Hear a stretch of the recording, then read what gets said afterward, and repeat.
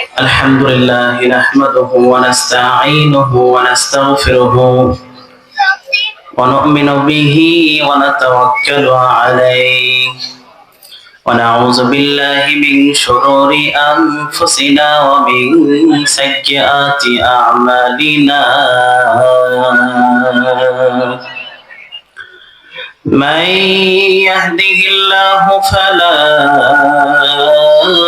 مضل له ومن يضلله فلا هادي له وأشهد أن لا إله إلا الله وحده لا شريك له وأشهد أن محمدا عبد الله ورسوله عما بعد فإن خير الحديث كتاب الله وأحسن الهدي هدي محمد صلى الله عليه وسلم وشر الأمور محدثاتها وكل محدثة بدعة وكل بدعة ضلالة وكل ضلالة في النار الذي أرسله بالحق بشيرا ونذيرا وداعيا إلى الله بإذنه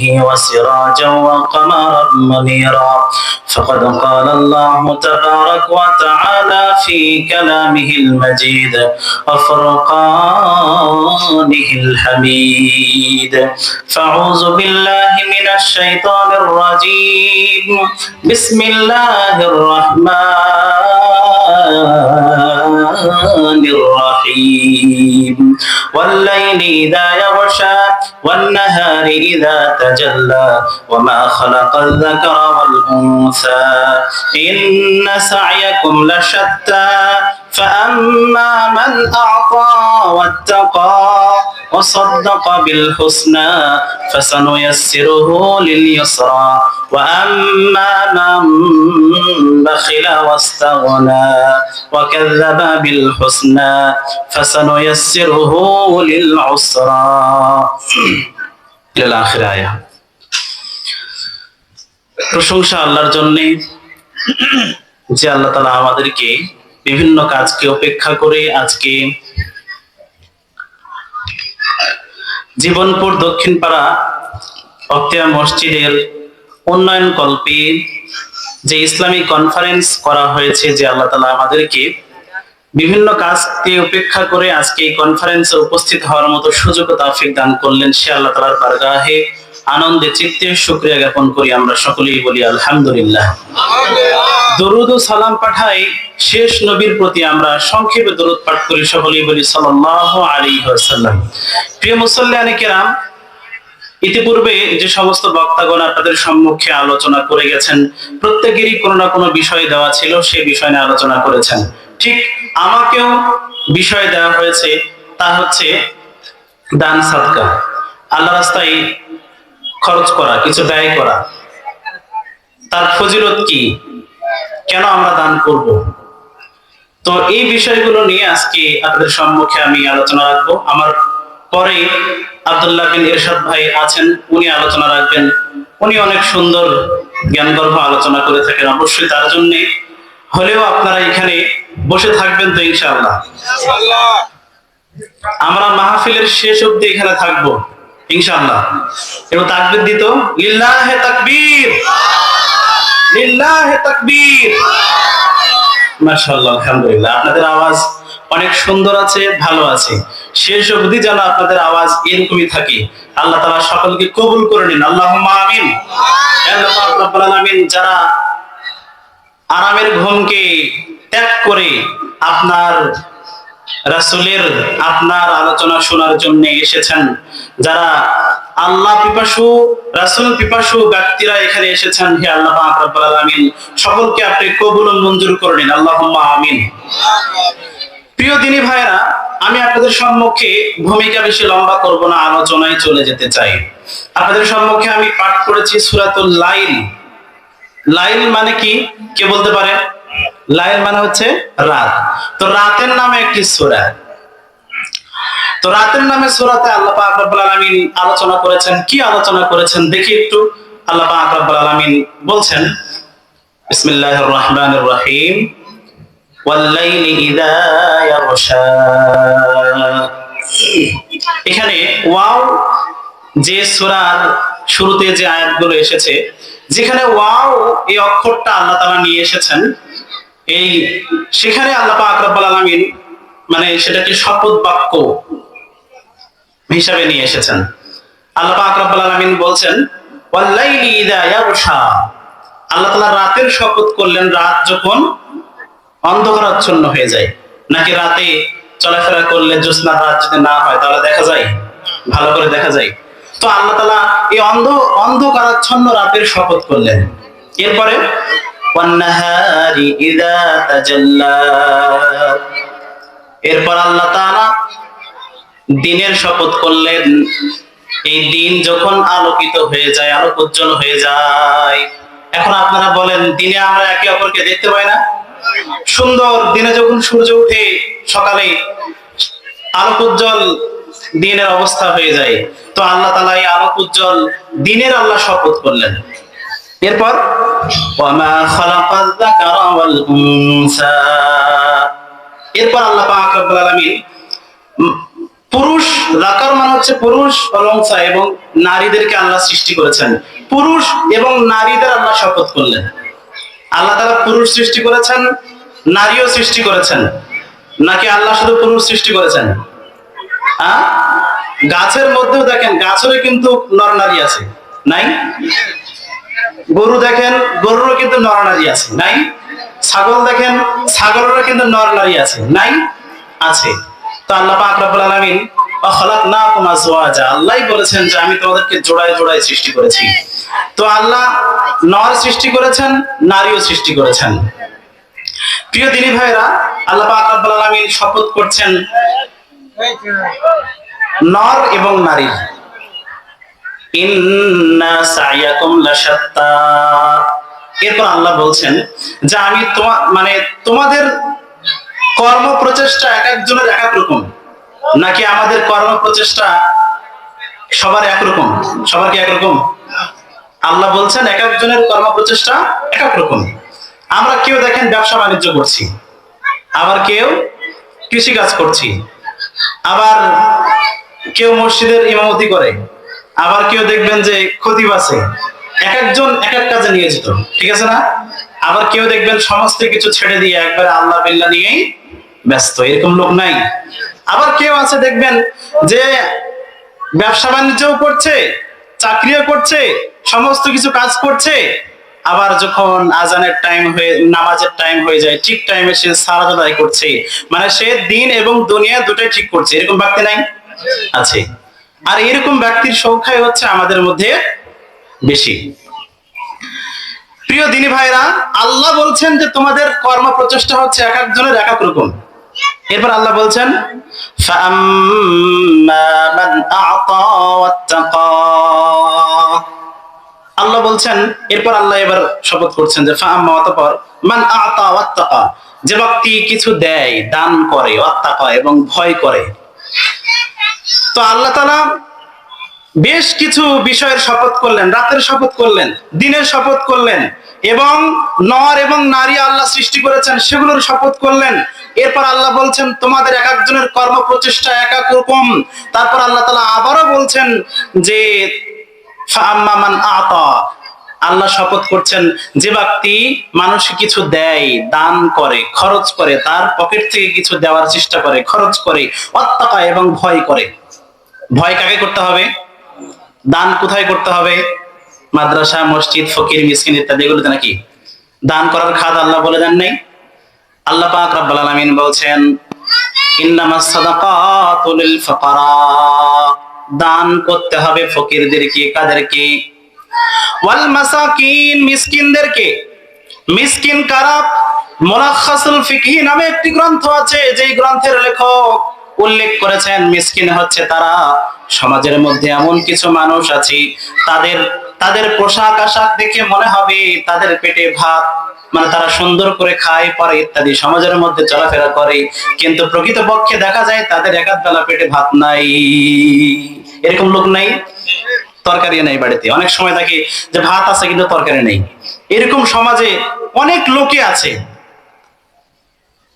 এদেরকে মিসকিন বলা হয়েছে। এই জন্য আল্লাহ রাসূল সাল্লাল্লাহু আলাইহি সাল্লাম বলেন, বাড়িতে যদি একটু তরকারি রান্না করেন, গোশ রান্না করেছেন, সেই গোশের ঝোল হলেও যাতে করে প্রতিবেশীদেরকে দেওয়া যায়, এই চেষ্টা করতে হবে। যে বাড়িতে গোশ রান্না করেছেন, একটা খুর হোক, মানে খুরের কথা হাদিসের মধ্যে এসেছে, ঝোল হোক, প্রতিবেশীদেরকে একটু দিয়ে আসতে হবে। আম্মা জান আয়েশা বললেন, ইয়া রাসূলুল্লাহ, আমরা যদি কাউকে হাদিয়া দিতে যাই, তাহলে এই হাদিয়া পাওয়ার হক সবচাইতে কে বেশি রাখে? আল্লাহ রাসূল সাল্লাল্লাহু আলাইহি সাল্লাম বললেন, তোমার বাড়ি থেকে বাড়ির সামনে যে বাড়ির দরজা আগে পড়বে, যে বাড়িতে তোমার কাছে মনে হবে, তোমার বাড়ির কাছে মনে হবে, ওই বাড়িতেই তোমার হাদিয়া পাওয়ার সে বেশি হক রাখে। তাহলে আল্লাহ রাসূল সাল্লাল্লাহু আলাইহি সাল্লামও প্রতিবেশীদেরকে গুরুত্ব দিতেন, কি করতেন, এবং আত্মীয় স্বজনদেরকেও গুরুত্ব দিতেন। আপনি কুরবানির গোশ কুরবানি করেছেন, সেক্ষেত্রে সবচাইতে প্রথমে কাকে বেশি গুরুত্ব দিবেন? আত্মীয় স্বজন, তারপরে প্রতিবেশী। রাসূল সাল্লাল্লাহু আলাইহি সাল্লাম আত্মীয় স্বজনদেরকে গুরুত্ব দিতেন, প্রতিবেশীদেরকে গুরুত্ব দিতেন। দান করতে হবে, ইন্নামাস সাদাকাতু লিল ফুকারা ওয়াল মাসাকিন, মিসকিনদেরকে, ওয়াল আমিলিনা আলাইহা, যারা দানের টাকা উঠায় তাদেরকে দান করতে হবে, তাদেরকেও সেই খাত থেকে দেওয়া যেতে পারে। ওয়াল মুআল্লাফাতি কুলুবুহুম, এবং যারা ইসলাম গ্রহণ করতে চায়, ইসলামের দিকে ধাবিত হতে চায়, ইসলাম ভালো লেগেছে, তার মনটা ইসলামের দিকে টেনেছে, কিন্তু সে টাকা পয়সার জন্য ইসলামে আসতে পারছে না, সেক্ষেত্রে দানের খাত থেকে তাদেরকে কিছু দেওয়া যেতে পারে। ওয়াল মুআল্লাফাতি কুলুবুহুম। তারপরে ওয়াফির রিকাব, একজন ব্যক্তি গোলাম অবস্থায় আছে, কারো সে আজাদ হতে চায়, গোলামি অবস্থা তার ভালো লাগে না, সেক্ষেত্রে তাকে কিছু দান করা যেতে পারে। তারপরে ওয়াল গারিমিন, ঋণগ্রস্ত ব্যক্তি আছে, সমাজে ঋণগ্রস্ত ব্যক্তি আছে না নাই? দেখবেন যে 1 বছর যায়, 2 বছর যায়, সংসারে যা কিছু ছিল, গরু বকরি ছাগল যা আছে সমস্ত কিছু বিক্রি করা শেষ, তারপরও তার ঋণ মেটে না, এরকম লোক আছে না নাই? এই জন্য আল্লাহ রাসূল সাল্লাল্লাহু আলাইহি সাল্লাম কত সুন্দর সিস্টেম পদ্ধতি চালু করে গেছেন, যাকাত প্রথা চালু করে গেছেন। আপনার সম্পদ থেকে, আপনার দান থেকে, যাকাত থেকে যা যাকাত বের হবে, সম্পদের যাকাত বের হবে, সেই যাকাত থেকে, সম্পদ থেকে সেই সমস্ত ঋণগ্রস্ত ব্যক্তিদেরকেও দেওয়া যাবে, তাদের দিতে হবে। কারণ অনেকে ঋণের অবস্থায়, কেউ পড়ে এমন একটা অবস্থা হয়ে গেছে, মানে তার চলাফেরাই মুশকিল হয়ে যায়, এরকমও ব্যক্তি আছে না নাই? ওয়াল গারিমিন, এরপর ওয়াফি সাবিলিল্লাহ, আল্লাহর রাস্তায় দিতে হবে। যারা মানে মুজাহিদ আছে, আল্লাহর রাস্তায় সংগ্রাম করছে, দ্বীনকে উত্তীর্ণ করার লক্ষ্যে, দ্বীন কায়েম করার লক্ষ্যে যারা কাজ করে যাচ্ছে, যেরকম ভাবে আপনারা ফিলিস্তিনে দেখেন নাই, হামাস, এরকম আরো কিছু যারা মানে মুসলিমদের রক্ষার্থে তারা লড়ে যাচ্ছে, যে দলগুলো লড়ে যাচ্ছে, সেই দলদেরকে সহযোগিতা করতে হবে। আপনারা সহযোগিতা করেছেন তো? অনেক সময় আসে না মসজিদে, অনেকে আসে না যে ভাই আপনারা ফিলিস্তিনদেরকে একটু দান করেন, আপনাদের কাছে আসে না? তো সেক্ষেত্রে অবশ্যই তাদেরকে কিছু দেওয়ার চেষ্টা করবেন। তারপরে আল্লাহ পাক রব্বুল আলামিন বলছেন আবনিস সাবিল, আবনিস সাবিল মানে মুসাফির আছে, মুসাফিরদেরকে দান করতে হবে। অনেক মুসাফির বলে আমি অমুক জায়গা থেকে এখানে ঘুরতে এসেছি, আসার পরে টাকা পয়সা সবকিছু শেষ, তার সম্বল সমস্ত কিছু কেউ কেড়ে নিয়েছে, কোনো চোর চুরি করে নিয়েছে, এরকম আছে না নাই? ব্যাগ ছিল, ব্যাগটা চুরি করে নিয়ে চলে গেছে কেউ, তার পাশে টাকা পয়সা কিছু নেই। তখন কি করতে হবে? এই যাকাতের খাত থেকে তাকে দান করা যাবে।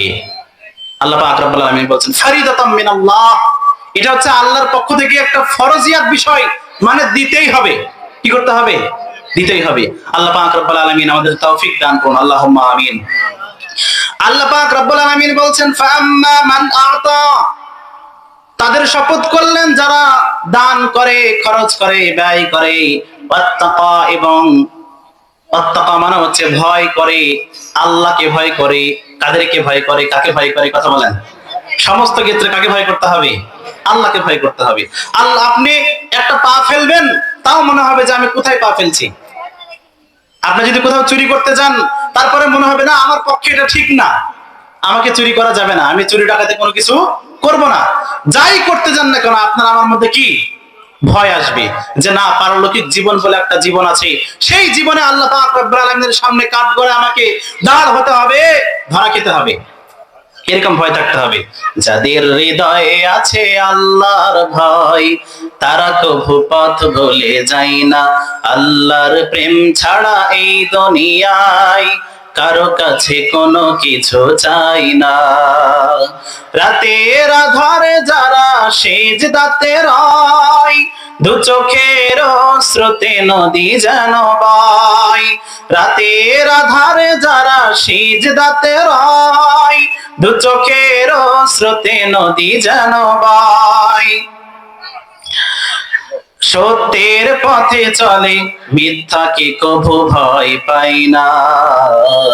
যাদের হৃদয়ে আছে আল্লাহর ভয়, তারা কভু পথ ভুলে যায় না। আল্লাহর প্রেম ছাড়া এই দুনিয়ায় কারো কাছে কোনো কিছু চাই না। আমাদের প্রত্যেকটা ক্ষেত্রে একমাত্র কাকে ভয় করতে হবে, কথা বলেন? আল্লাহকে ছাড়া কাউকে ভয় করা যাবে না। এরপর আল্লাহ পাক রব্বুল আলামিন বলছেন ওয়াসাদ্দাকা বিল হুসনা, এবং যারা উত্তমকে সত্য বলে বিশ্বাস করে, যারা ভালোকে সত্য হিসেবে বিশ্বাস করে, তাদেরও আল্লাহ শপথ করছেন। এরপর আল্লাহ পাক রব্বুল আলামিন বলছেন ফাসানুয়াসসিরুহু লিল ইউসরা, আল্লাহ বলছেন তাদের জন্য আমি সহজ কাজকে আরো সহজ করে দিব, সহজ পথে চলাকে আমি সহজ করে দিব। যারা আল্লাহর কথা অনুযায়ী দান করে, আল্লাহকে ভয় করে, আল্লাহ পাক রব্বুল আলামিন বলছেন যে তাদের আমি সহজ পথে চলাকে সহজ করে দিব, আরো সুগম করে দিব। এরপর আল্লাহ বলছেন ওয়া আম্মা মান বাখিলা ওয়াস্তাগনা, যে ব্যক্তি কৃপণ মানে দান করে না, এরকম লোক আছে না নাই? কৃপণ লোক, ওয়াস্তাগনা নিজেকে স্বয়ং সম্পূর্ণ মনে করে, মানে কারো আবার বেশি টাকা পয়সা আছে, সে আবার নিজেকে সবসময় স্বয়ং সম্পূর্ণ মনে করে, কাউকে কিছু দেয় না। কৃপণ ব্যক্তি কাউকে কিছু দেয় না।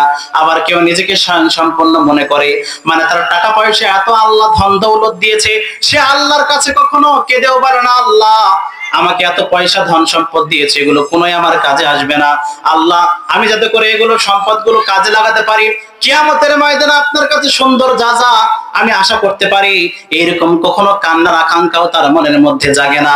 আল্লাহ পাক রব্বুল আলামিন বলছেন ওয়াকাযযাবা বিল হুসনা, এবং সে ওয়াকাযযাবা বিল হুসনা, সত্যকে মিথ্যা বলে মনে করে। ফাসানুয়াসসিরুহু লিল ইউসরা, তাহলে আল্লাহ পাক রব্বুল আলামিন বলছেন তার কঠিন পথে চলাকে আরো সহজ করে দিব, খারাপ পথে চলাকে আরো সুগম করে দিব। তাহলে আল্লাহ তাআলা বলছেন যদি কেউ দান না করে, যদি কেউ আল্লাহ রাস্তায় খরচ না করে, যদি তারা আমাকে ভয় না করে, তাহলে তাদের জন্য আমি খারাপ পথে চলাকে সহজ করে দিব, তাদের জন্য আমি ভালো পথে চলাকে সহজ করে দিব। আর যদি কেউ দান, যে আপনার গাফিলতি করছে, কৃপণতা করছে, সে নিজেকে স্বয়ং সম্পূর্ণ মনে করছে যে সে দান করছে না, তাহলে আল্লাহ পাক রব্বুল আলামিন বলছেন যে তার আমি খারাপ পথে চলাকে সহজ করে দিব।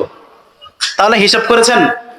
তার মানে সহজ পথে যে আমরা চলবো, এই করুণা দয়া কার প্রয়োজন, কথা বলেন? আল্লাহর প্রয়োজন। আল্লাহ যদি করুণা না করে, আল্লাহ যদি দয়া না করে, আপনি আমি সঠিক পথেও থাকতে পারবো না। এজন্য আমরা আল্লাহর কাছে একটু দোয়া করি, সকলে বলি ইহদিনাস সিরাতাল মুস্তাকিম, হে আল্লাহ তাআলা আপনি আমাদেরকে সঠিক সুপ্রতিষ্ঠিত চলার তৌফিক দিন। সকলে বলি আল্লাহুম্মা আমিন।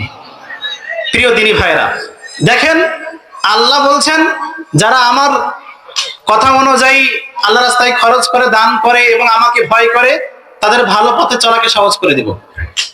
আমরা সবাই ভালো পথে চলতে চাই না খারাপ পথে চলতে চাই? ভালো পথে চলে আল্লাহর কাছে কি চাই?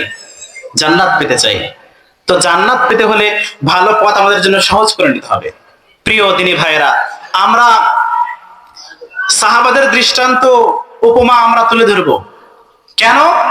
তারা আমাদের জন্য দৃষ্টান্ত স্বরূপ ছিলেন, উপমা স্বরূপ ছিলেন। সাহাবায়ে কেরামেরা তারা কি পরিমাণের আল্লাহ রাস্তায় দান করেছেন, খরচ করেছেন।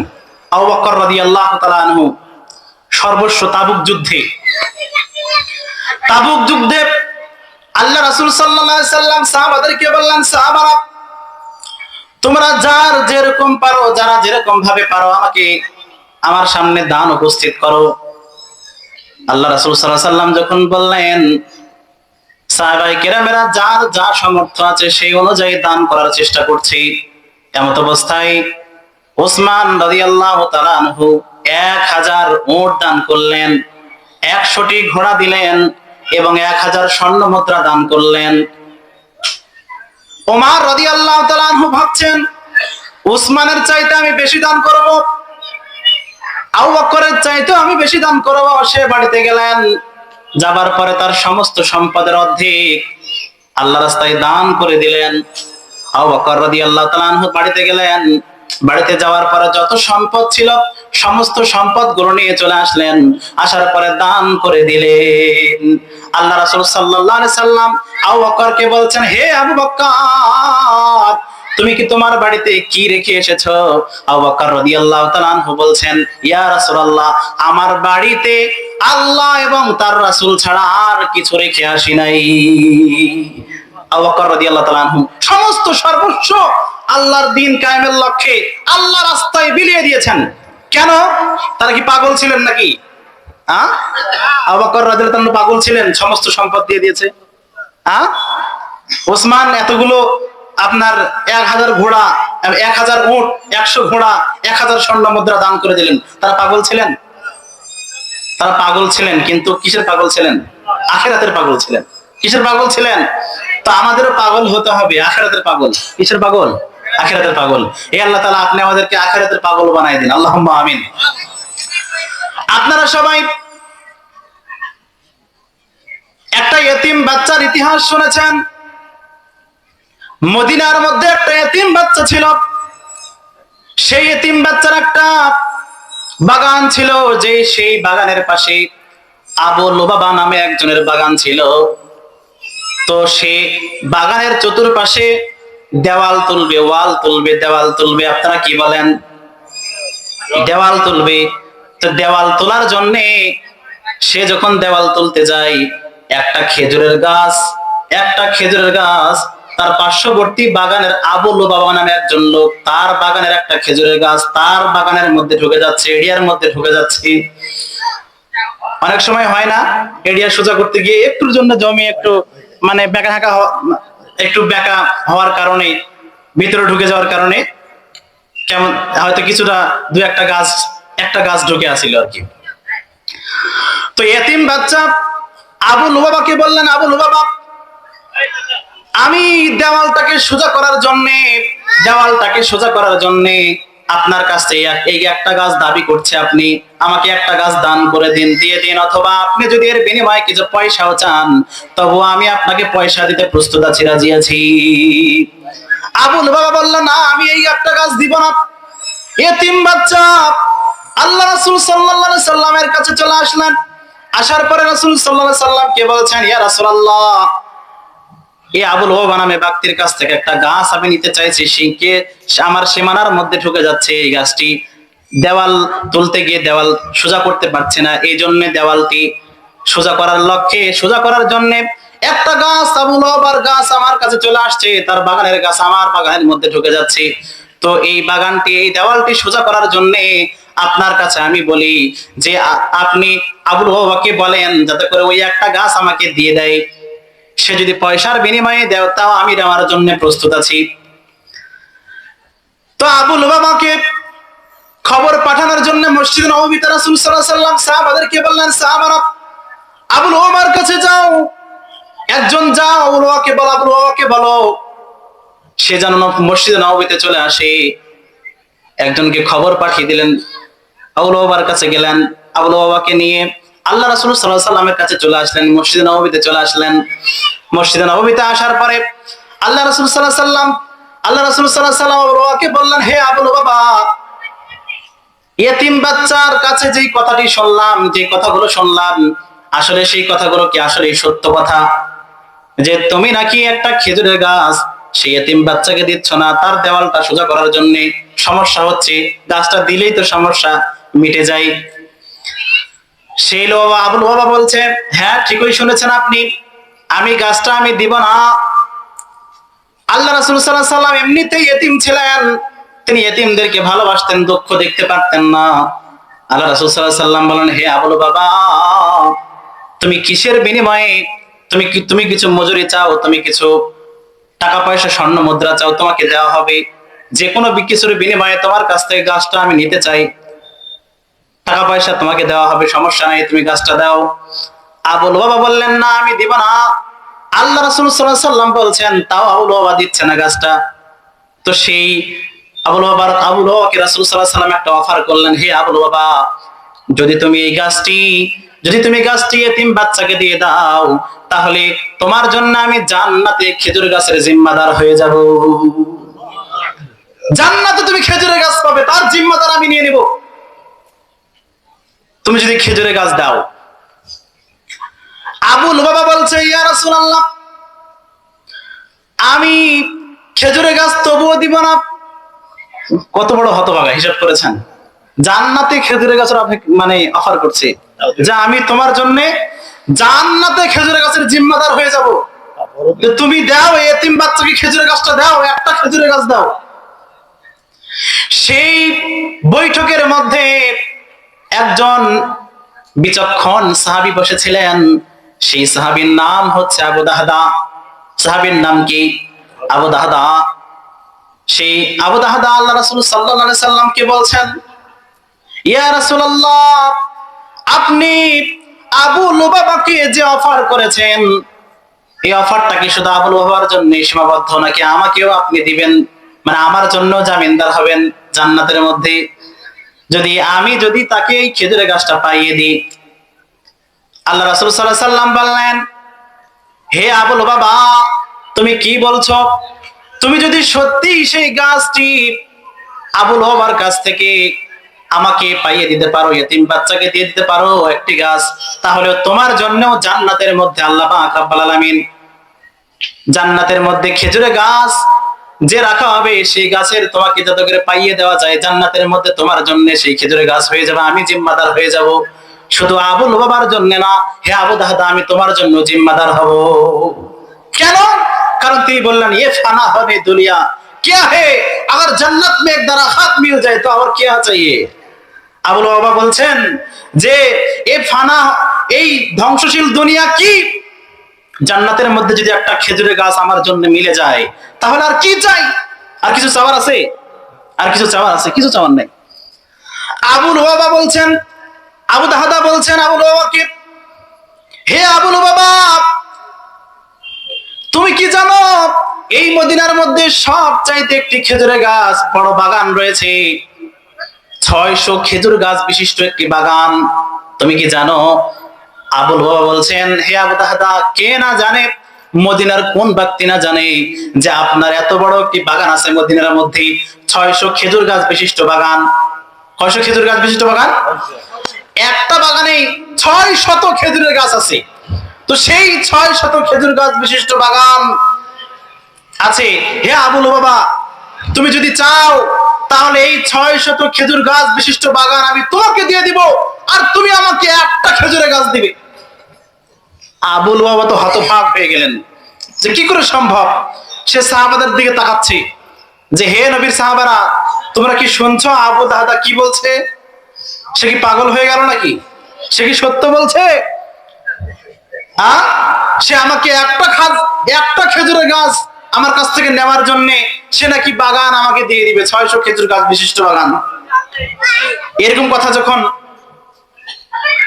কথা কম বলবেন, এরকম কথা যখন আবু লুবাবা তখন চমকে গেলেন, মানে একটু আশ্চর্যান্বিত হলেন যে কি করে সম্ভব আমাকে এই বাগান দিয়ে দিবে একটা খেজুর গাছ পাওয়ার বিনিময়ে। তখন আবু দাহদা বলছে যে, আবু লুবাবা, তুমি ঠিকই শুনছো, হ্যাঁ, আমি তোমাকে এই খেজুরের গাছ দিয়ে দিব, খেজুরের বাগানটি দিয়ে দিব, 600 খেজুর গাছ বিশিষ্ট বাগান আমি তোমার নামে করে দিব, তোমাকে দিয়ে দিব, তুমি আমাকে একটা খেজুরের গাছ দিয়ে দাও। আবু দাহদা রাজি হয়ে গেলেন, মানে সে রাজি হয়ে গেল। ঠিক আছে, তাহলে একটা খেজুরের গাছ আমি তোমাকে দিয়ে দিলাম, তুমি আমাকে বাগানটা দিয়ে দাও। আবু লুবাবা বাগান নিয়ে নিল, আর একটা খেজুরের গাছ আবু দাহদাকে দিয়ে দিল। ওই আবু দাহদা আল্লাহ রাসূল সাল্লাল্লাহু আলাইহি ওয়াসাল্লামকে বলছেন, ইয়া রাসূলুল্লাহ, ওই একটা খেজুরের গাছ আমি এতিম বাচ্চাকে দিয়ে দিলাম, ওই এতিম বাচ্চার খেজুরের গাছ আজ থেকে ওইটা। তো রাসূল সাল্লাল্লাহু আলাইহি ওয়াসাল্লাম কান্নায় অশ্রুসিক্ত হলেন। কাম মিন ইসকিন লিআবদাহি ফিল জান্নাহ, আল্লাহ রাসূল সাল্লাল্লাহু আলাইহি ওয়াসাল্লাম বললেন যে আবু দাহদার জন্য জান্নাতে শুধু একটা খেজুরের গাছ না, অনেকগুলো খেজুরের গাছ অপেক্ষা করছে। বলি সুবহানাল্লাহ। একটা খেজুরের গাছ না, আবু দাহদার জন্য কতগুলো খেজুরের গাছ জান্নাতের মধ্যে অপেক্ষা করছে আবু দাহদার জন্য। আল্লাহ রাসূল সাল্লাল্লাহু আলাইহি ওয়াসাল্লাম কান্নায় জর্জরিত হয়ে গেলেন। এটা কিসের কান্না? খুশির কান্না। কিসের কান্না? খুশির কান্না। খুশিতেও মানুষ কেঁদে দেয়, আছে না? এবার বলো বাবা আবু দাহদা বাড়িতে গেলেন, তার বাগানে গেলেন। বাগানে যাওয়ার পরে বাগানের যে বাইরের গেট আছে, বাইরের গেটেই দাঁড়িয়ে উম্মে দাহদাকে বলছে, তার স্ত্রীকে বলছে, হে উম্মে দাহদা, হে উম্মে দাহদা, বাড়ি থেকে বের হয়ে আসো। সে ভিতরেও আর ঢুকছে না। বাগানের একবারে বাইরের গেট থেকে সে ডাক দিয়ে বলছে যে উম্মে দাহদা, বাড়ি থেকে বের হয়ে আসো, ছেলে সন্তান, আমাদের সন্তানদেরকে নিয়ে তুমি বাড়ি থেকে বের হয়ে আসো। এরকম কথা যখন আবু দাহদা বলছে, উম্মে দাহদা বাড়ি থেকে বের হলেন। বের হওয়ার পরে দেখে যে আবু দাহদা একবারে গেটের বাইরের গেটের একবারে ওখানে দাঁড়িয়ে আছে। বাগানের যে গেট আছে ওই বাগানের মধ্যেই বাড়ি ছিল। বাগানের মধ্যে একটা কুয়াও ছিল। কি ছিল? একটা কুয়াও ছিল। ওই বাগানের মধ্যেই বাড়ি ছিল। তো বাইরের গেট থেকে আবু দাহদা তার স্ত্রীকে বলছে, স্ত্রী গো, বাড়ি থেকে বের হয়ে আসো। স্ত্রী বাড়ি থেকে বের হওয়ার পরে ঘর থেকে বের হলেন। বের হওয়ার পরে আবু দাহদাকে দেখছে, একবারে গেটের বাইরের সাইড থেকে ডাকছে। উম্মে দাহদা বললেন, আবু দাহদা কি খবর, আপনি ওখানে ওখানে দাঁড়িয়ে আমাদেরকে ডাকছেন? আপনি তো ভিতরেও আসতে পারেন, আপনি বাগানের ভিতরে আসেন, আসার পরে আমাদেরকে ডাকেন, তাও তো হয়। এত দূর থেকে ডাকার কারণ কি?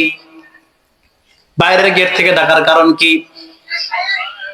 আবু দাহদা বলছেন, উম্মে দাহদা, এই বাগান, এই কুয়া, এই বাড়িটি আমি বিক্রয় করে দিয়েছি।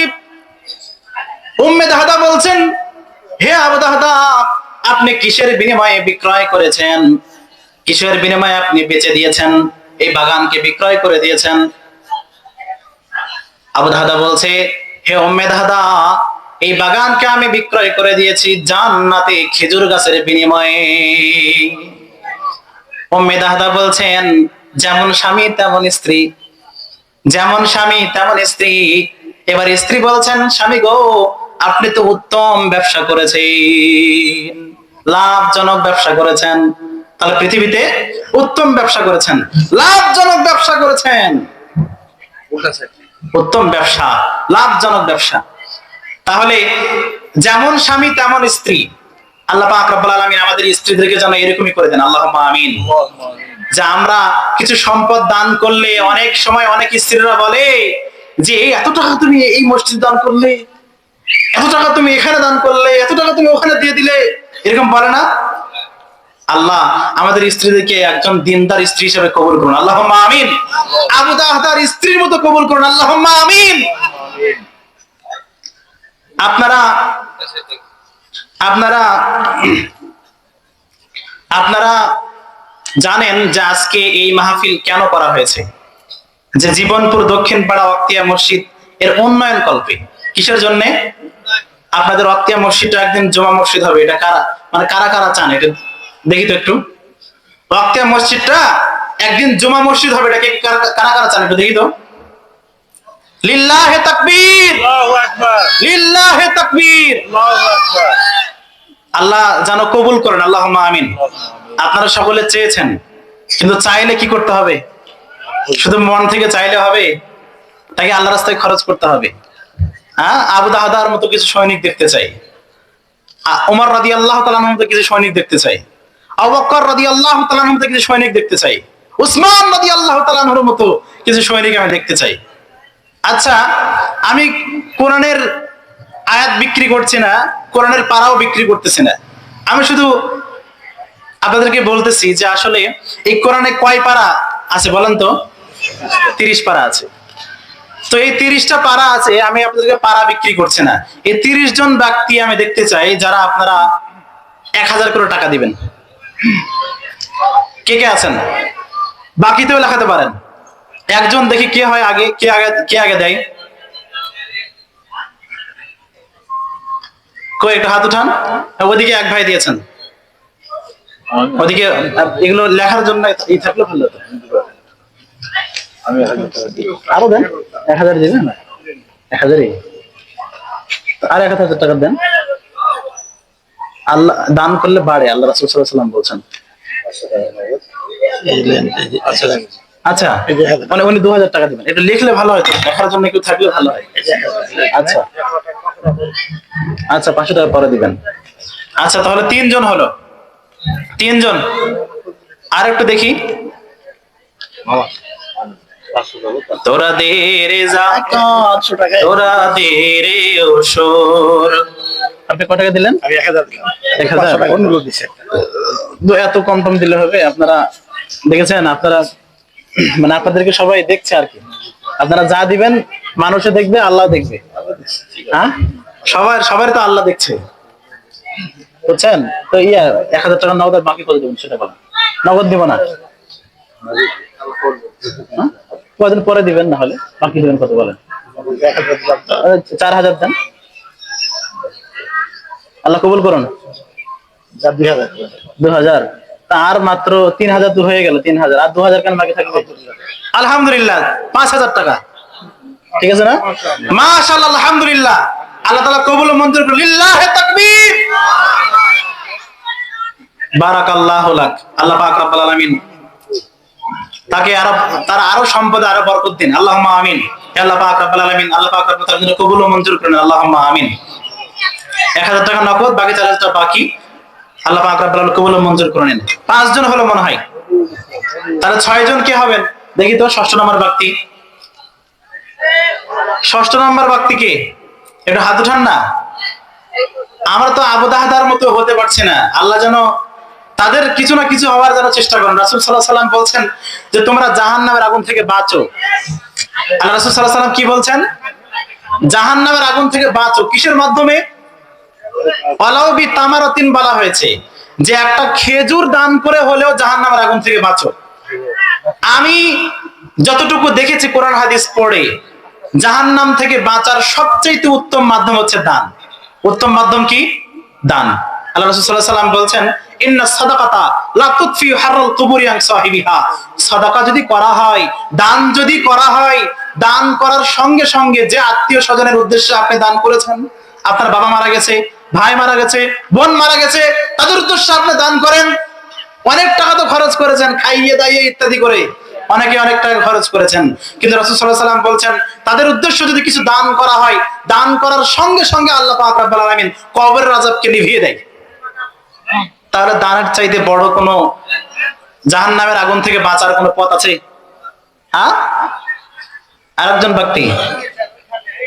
আচ্ছা, দিনের ক্ষেত্রে কিন্তু আমরা সবাই ভাই ভাই। হ্যাঁ, এদিকে ভাই, এদিকে একটু। কত টাকা? কত টাকা? 100। একটু এর সামনে আসবেন, বুঝছেন? তারপরে আর দেখি কই কতজন হলো? 5 জন তো হয়েছে, এখনো 25 জন আছে। 25 জন হলে ইনশাআল্লাহ ছেড়ে দেব। 25 জন হলে ইনশাআল্লাহ ছেড়ে দেব। প্রধান মেহমান, প্রধান আলোচক বসে আছেন, সেই সুদূর আপনার অনেক দূর থেকে এসেছেন আব্দুল্লাহ বিন ইরশাদ ভাই, আরশাদ ভাই, যে সুন্দর আলোচনা করে থাকেন কোরআন হাদিস থেকে। ভাই আলোচনা শুনবেন, শোনার পরে আপনারা এখান থেকে উঠবেন। 5 জন হয়েছে, আসেন না। কই আর কেউ দিলে একটু বলিয়েন, ঠিক আছে? মোহাম্মদ ঈসা। আচ্ছা, ঈসা খালের কত ভাই? 1000 টাকা। কই এখানে আছেন? কই এদিকে আসেন না একটু। আপনি স্বেচ্ছাসেবক মানে কি জানেন? তা আল্লাহ পাক রব্বুল আলামিন আপনাকে কবুল মঞ্জুর করুন, আল্লাহুম্মা আমিন। তো ই করেন, আর 500 টাকা 1000 টাকা হবে, একটু লিখে দেন। দিয়ে থাকবেন? ও তাহলে দিতে 500 টাকা দেন, তাহলে পরে দেন। ও বাকি দিয়েছেন? আচ্ছা আচ্ছা, যাক, আল্লাহ পাক রব্বুল আলামিন ওনার দানকে কবুল ও মঞ্জুর করুন, আল্লাহুম্মা আমিন। লিল্লাহি তাকবীর।